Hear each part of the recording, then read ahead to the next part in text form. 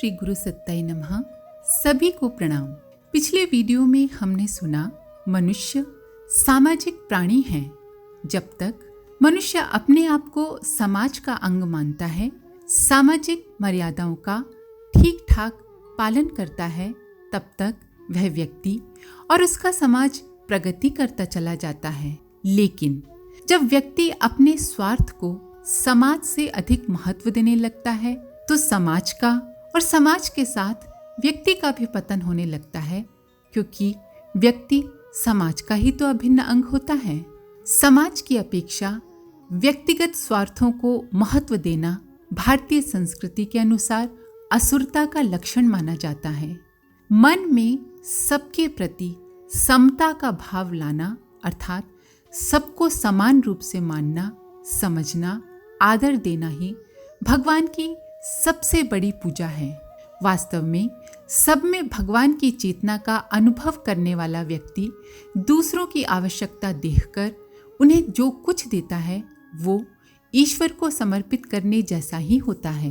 मनुष्य के आचरण और स्वभाव की वजह से किसी प्रकार का भेदभाव करना तो समझ में आता है, किंतु कोई पुरुष है या स्त्री या किसी वर्ग विशेष या धर्म विशेष में पैदा हो गया, इस वजह से उस व्यक्ति को या उसके समाज को किसी भी प्रकार से वंचित रखना गलत है।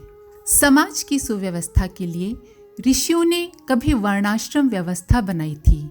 जो व्यक्ति जिस रुचि का हो वो उसी तरह का कार्य करे तो करने वाला और कराने वाला दोनों लाभ में रहते हैं। ब्राह्मण, क्षत्रिय, वैश्य और शूद्र ये वर्ण आचरण और स्वभाव के आधार पर बनाए गए थे, लेकिन बाद में समाज में विकृति आ गई और उन्हें जन्म से माना जाने लगा तथा एक दूसरे को छोटा बड़ा मानने से छुआछूत की परंपरा फूट पड़ी, जो कि बहुत ही गलत है और सनातन धर्म का हिस्सा तो बिल्कुल भी नहीं है। आइए इसी क्रम को आगे बढ़ाते हैं।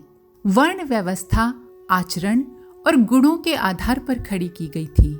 वंश परंपरा से उसे चलाने में कोई बुराई नहीं है।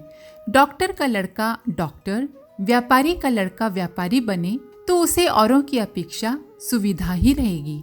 परिवार के वातावरण का सहज लाभ उसे मिलेगा। इस नियम को सुविधाजनक तो कह सकते हैं, किंतु इस पर भी कोई प्रतिबंध नहीं है कि डॉक्टर की संतान वकील नहीं बन सकती या व्यापारी की संतान कलाकार नहीं बन सकती।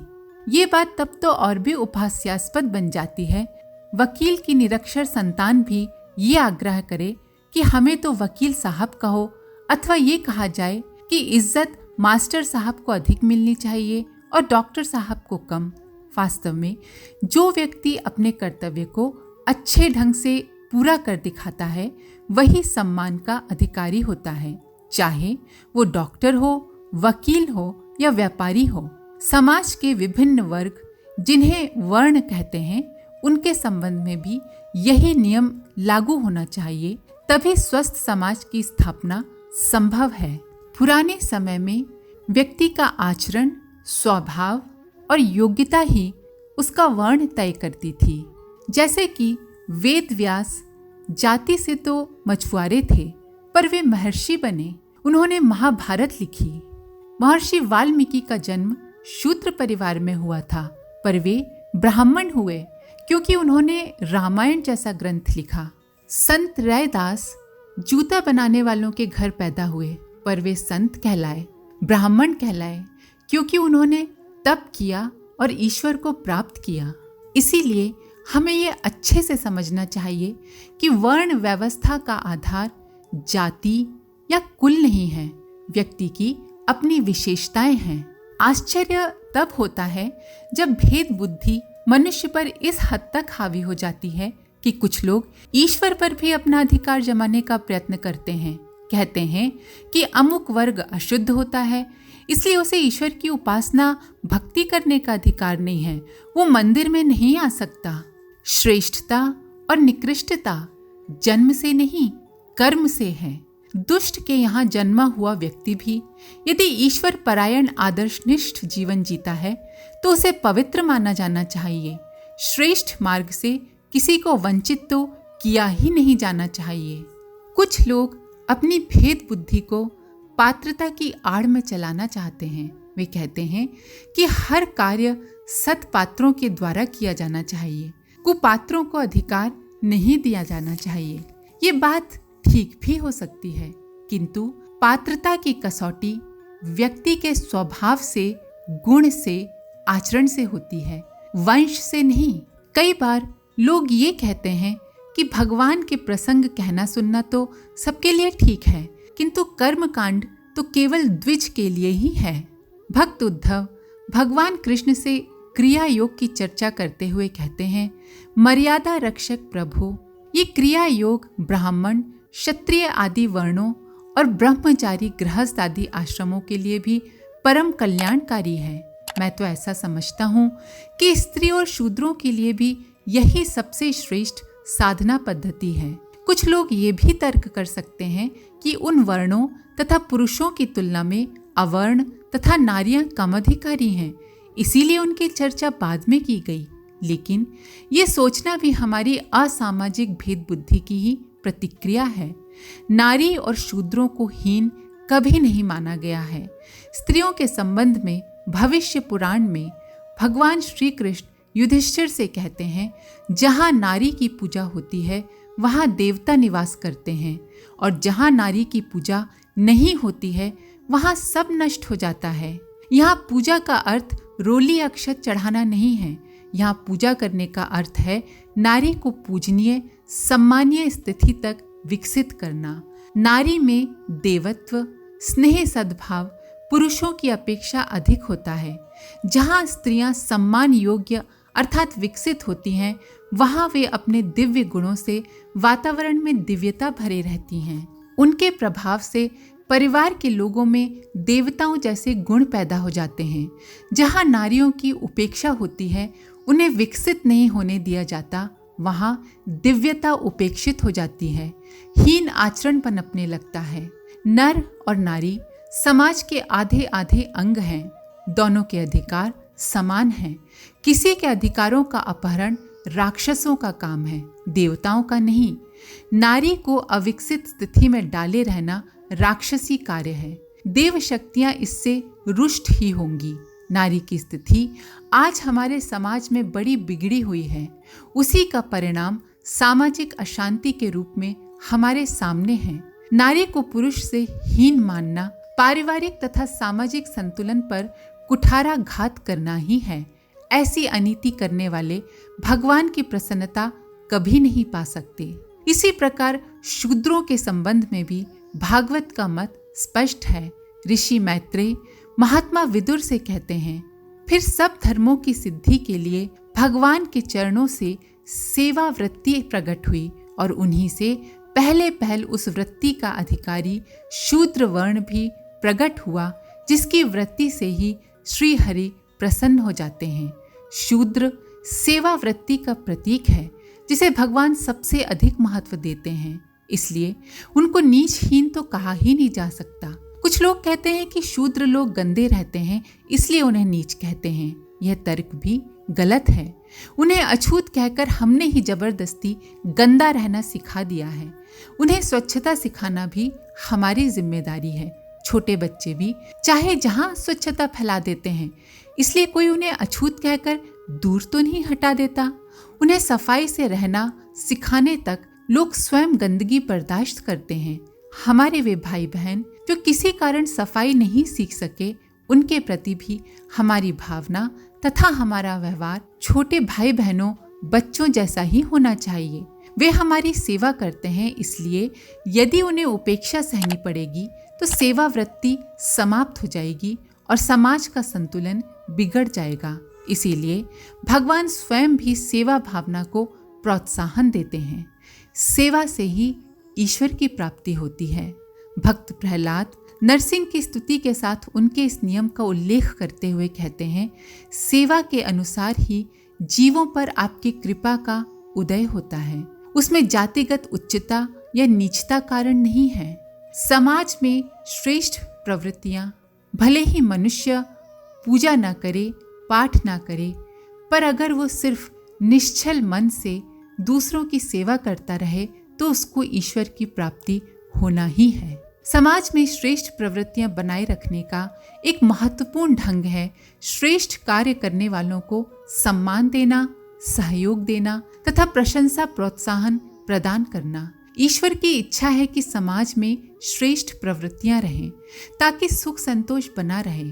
इसीलिए किसी जाति में जन्म के कारण नहीं, सत्प्रवृत्तियां देखकर ही वे अपनी कृपा बरसाते हैं। इसके विपरीत जो सत्प्रवृत्तियों की अपेक्षा जन्म के आधार पर ऊंच नीच की बात सोचता है, उसे वे दंड देते हैं। वे युधिष्ठिर से कहते हैं, जो मनुष्य मेरे भक्तों का शूद्र जाति में जन्म होने के कारण अपमान करते हैं, वे नराधम करोड़ों वर्षों तक नरकों में निवास करते हैं। भक्ति का अर्थ ईश्वरनिष्ठ आदर्शनिष्ठ जीवन है।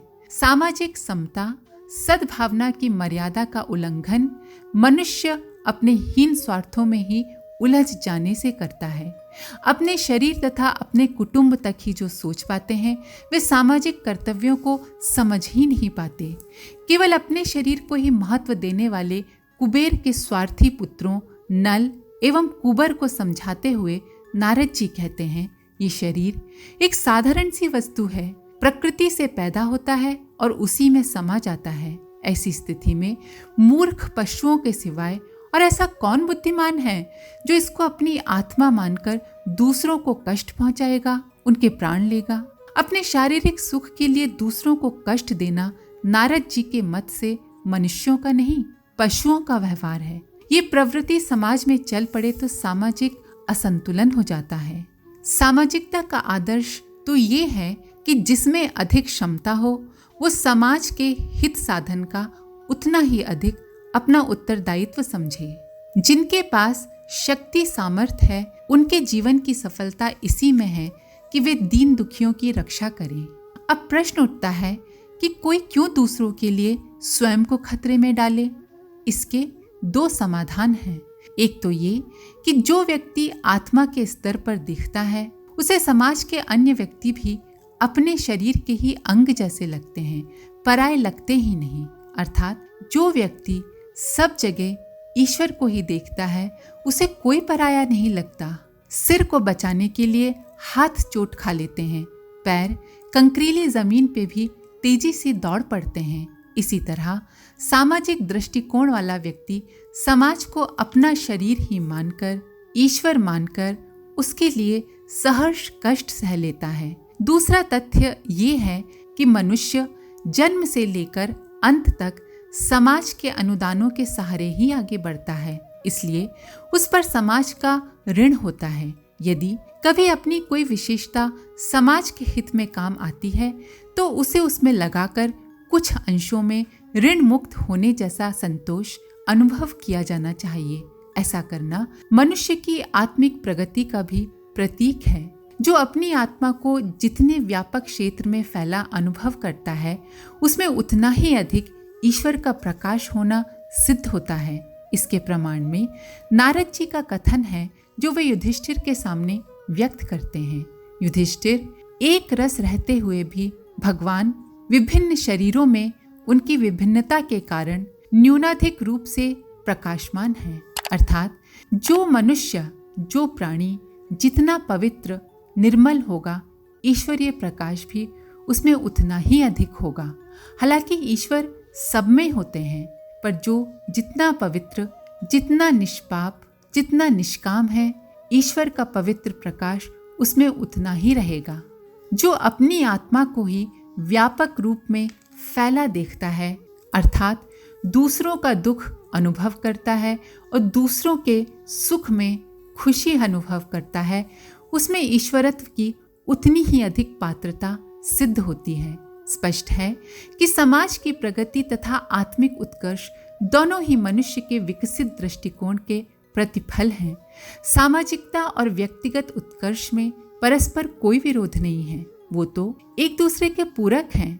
समाज को एक विशाल शरीर मानकर उसके अंग के रूप में अपने आप को विकसित और पुष्ट करना, दूसरे अंगों का अधिकार न छीनना, उनके साथ तालमेल बिठाकर चलना आदि ऐसी प्रवृत्तियां हैं जिन्हें अपनाकर दोहरा लाभ उठाया जा सकता है।